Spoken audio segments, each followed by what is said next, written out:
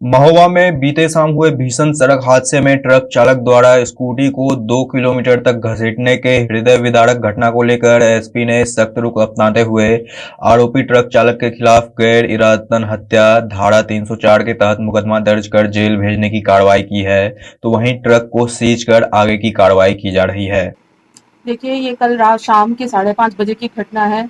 अत्यंत ही हृदय विदारक, बहुत ही दुखद घटना, जिसके अंदर एक 70 वर्षीय बुजुर्ग अपने नाती को लेकर निकले ही थे घर से स्कूटी पर सवार होकर कि सामने से एक डंपर आ गया, जिसने उनको टक्कर मारी। उनकी मौके पे ही मौत हो गई व उनका जो नाती सात्विक, उसकी भी मौत हो गई है।